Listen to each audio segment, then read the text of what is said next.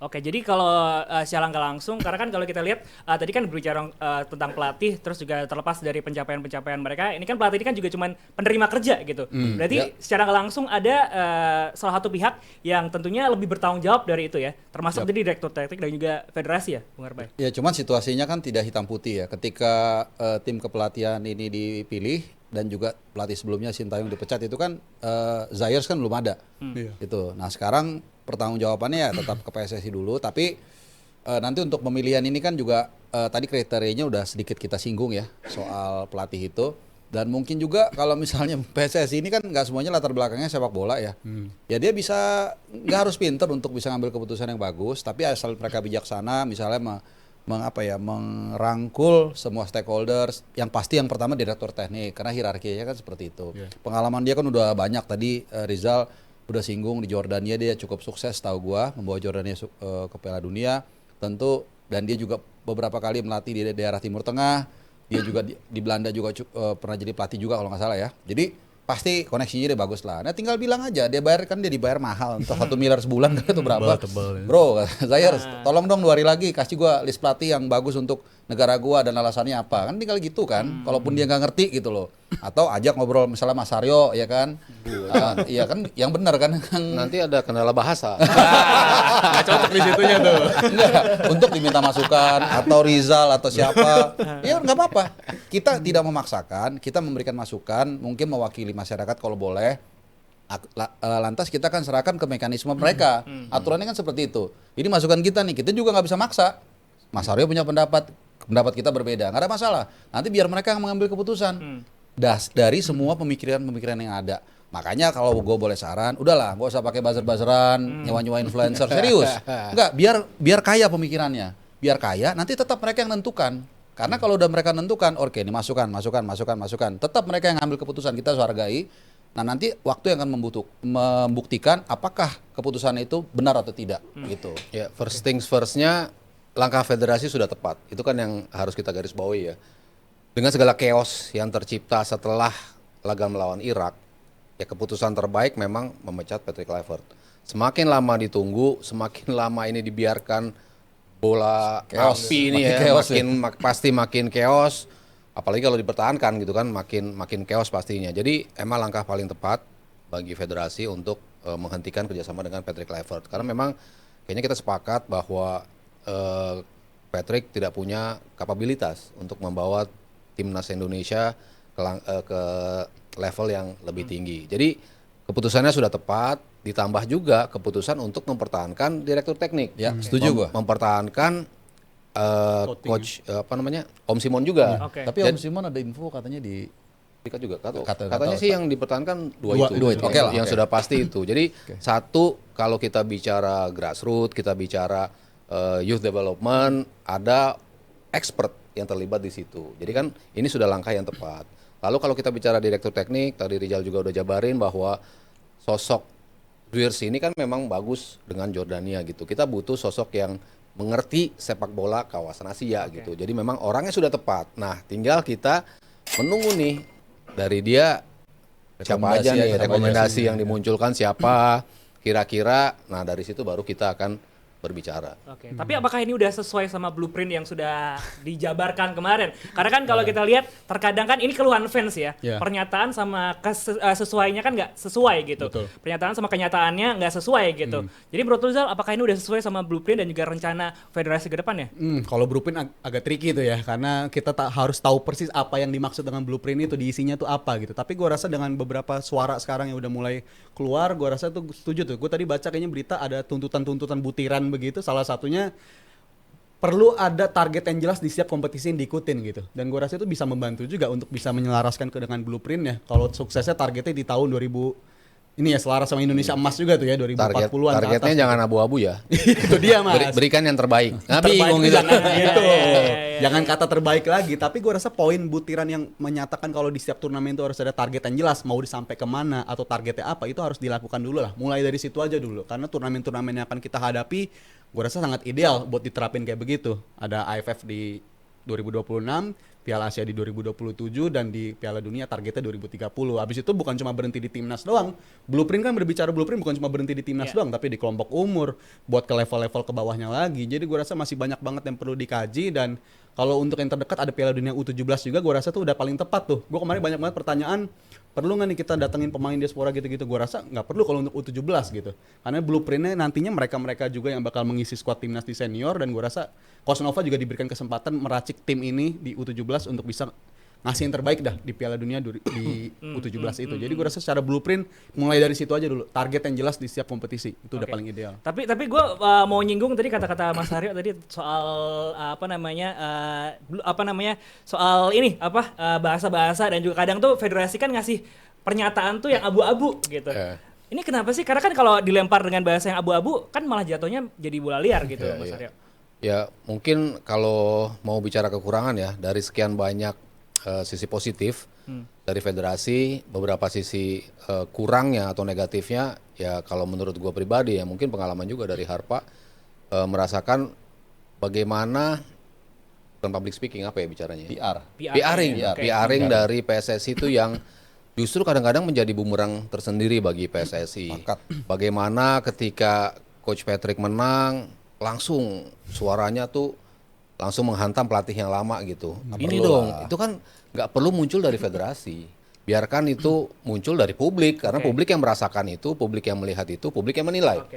Gue nggak pernah gitu ngelihat ketua federasi FA Inggris nge-tweet gitu ya atau apapun gitu ya. Iya, misalnya gitu.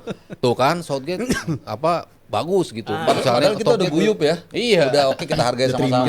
Kita kan melihat ini sebagai sebuah keputusan yang kita memang pertanyakan, tapi ketika itu udah diambil, ya kita dukung sebagai fans, sebagai analis, sebagai ini kan kita berada dalam koridor kita masing-masing untuk tetap mendukung dengan porsinya masing-masing. Based on pengalaman kita, based on apa yang kita baca, based on apa yang kita teliti, kan kita memunculkan sebuah argumen, memunculkan sebuah analisis bahwa kayaknya ini kurang tepat gitu. Tapi ya sudah, kan sudah terpilih, jadi mau nggak mau kita dukung. Tapi kan pertanyaan-pertanyaan itu kan akhirnya terjawab ketika kegagalan itu terjadi. Tapi kan selama proses ini berjalan kan suara dari beberapa pihak di federasi kan justru menjadi hal yang memecah belah kita gitu loh. Kenapa itu mesti keluar? Kenapa mesti ada komparasi terus dengan pelatih sebelumnya? Yang seperti itu tuh harusnya PR-nya tuh lebih baik lah. Tidak perlu mengeluarkan statement-statement yang justru yang memecah belah netizen sendiri gitu kan. Akhirnya ketika itu gagal, ya kan bumerangnya jadi ke federasi gitu kan. Padahal kalau nggak melakukan itu, ya sudah, nggak akan terjadi hal-hal seperti itu. Jadi lebih pada PR-ing sih. Kalau tadi begitu juga dengan target-target gitu. Misalnya kemarin di AFF target yang berikan yang terbaik gitu. Dengan materi seperti itu melawan timnas senior yang lain di negara lain, tapi ini kita turun dengan U22. Target realistisnya apa? Lu menjadi juara kah? Terus selalu kita melihat kalau kita ketemu Laos berarti kita harus menang. Kalau ketemu ini kan tim lain kan sudah berkembang juga. Kita ngelihat Kamboja sekarang bukan Kamboja yang dulu lagi. Kita melihat Vietnam, kita melihat Thailand, kita melihat Malaysia yang kayaknya kita bisa mengalahkan kan belum tentu juga. Itu kan tim-tim lain pasti berbenah juga. Jadi kan harus kita lihat juga peta negara-negara kita, tetangga kita di ASEAN itu udah seperti apa. Jadi realistis juga untuk menargetkan tim ini mau seperti apa. Tapi saklek gitu loh. Harga mati harus juara. Ya sudah, berarti memang harus juara gitu. Tapi kalau perkataannya adalah memberikan yang terbaik, kan sulit juga kan. Tim udah berjuang mati-matian. Orang melihatnya itu udah terbaik yang diberikan, tapi nggak menang. Itu kan jadi loh kok nggak menang, loh kok lo nggak juara. Nah itu kan memunculkan akhirnya perdebatan gitu kan, ya karena PR-ing yang kurang tepat ya. Kurang wise. Sangat parah lah itu tempat lagi udah.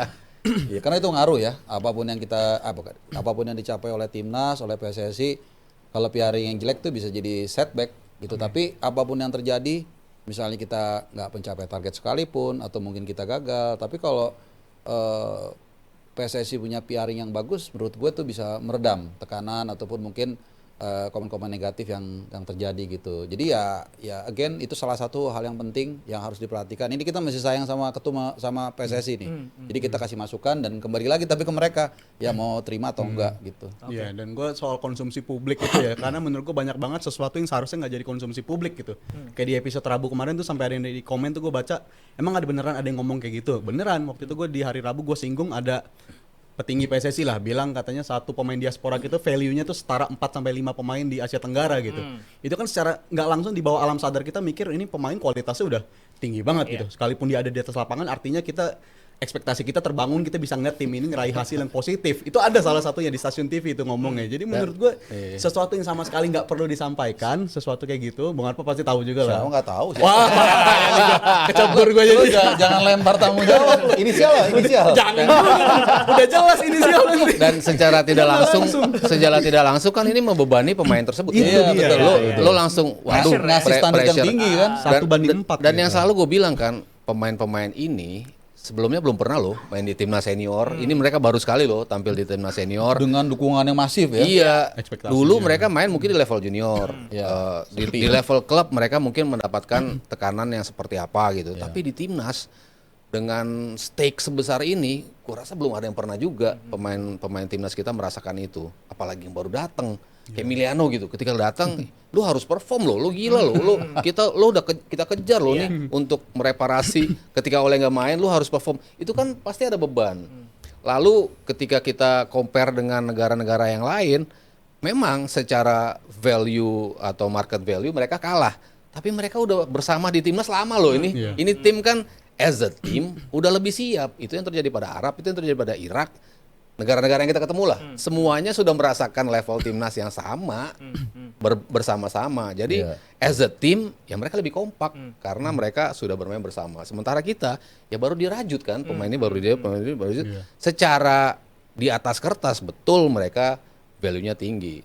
As a team, hokinya bisa nggak pakai mereka? Nah, itu kan yang jadi Dan tiap FIFA Matchday kan itu hampir selalu baru kan. Ada baru, Itu iya. udah udah dari zaman dulu banget, tahun lalu bukan zaman dulu ya. Tahun lalu tuh setiap doorstop itu gue selalu nanya tuh ke Verdong, pernah di Madia kalau nggak salah sebelum lawan Saudi apa yang kita menang 2-0 itu kita tanyakan juga. Cuman memang kita tidak pernah mendapatkan jawaban yang clear gitu. Biasanya rata-rata mereka jawabnya diplomatis. Karena itu kita tahu lah betapa susahnya kalau tiap FIFA Matchday ada selalu pemain baru dan waktu ketemunya kan cuma sebentar. Paling lama total mereka bersama mungkin 10 hari lah maksimum itu. Dan itu pun gradually kan, nggak 10 hari itu mereka full ketemu bareng. Kadang-kadang nyusul, ada yang datang duluan. Begitu datang hari H itu udah nggak mungkin latihan fisik. Itu banyak banget PR-nya. Beda dengan klub, berkali-kali gue bilang, lu baru datang hari ini, 2 minggu lagi main, tiap hari bisa main bareng. Nah itu kan jadi 2 minggu hitungannya. Kalau ini kan cuma sebentar gitu. Jadi betul yang dikatakan Mas Aryo, secara market value, secara kemampuan, secara materi mungkin bagus. Emiliano lah, Emil Laudero dan lain-lain. Tapi kan untuk menyatukan satu tim itu kan butuh waktu.